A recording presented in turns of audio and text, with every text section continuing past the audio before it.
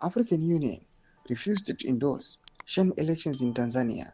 Sara pana mashoko ari kubuda panguva ino inyasoratidza kuti the situation yekuTanzania aiwa yakasvodesa yakanyadzisa panguva ino pachibuda chokwadi chekuti those elections they were flawed, aiwa akanga ari corrupt. Hapana kana zvine musoro zvakaitwa paindobva subscribe like watombe bell icon.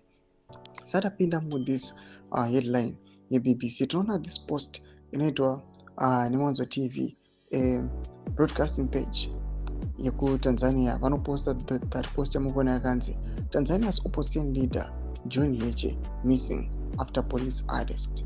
Ndo post yakakonzeresa violence, ndo situation yakakonzeresa chaos yakaita kuti vanhu vaprotest after their main opposition leader aiwa akipchwa nemapurisa ena vanasikachazivi kuti ari kupi. Panapa tinoona kuti BBC inozoenda mberi ichiti African Union AU refused to endorse sham elections in Tanzania. Tanzania's elections did not comply with the AU principles, normative framework and other standards for democratic elections, AU report. Domashko ari kuda panguva ino.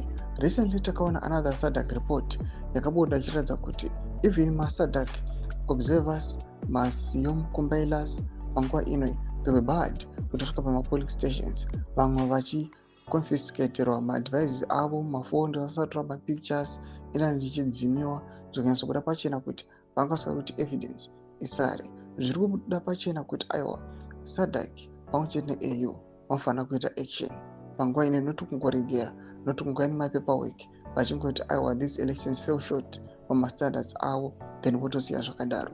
Motidze mafungiro enyu motodi pamusoro pechitiko ichi. Takume section medu zofungiro enyu, subscribe like chatombe bell icon.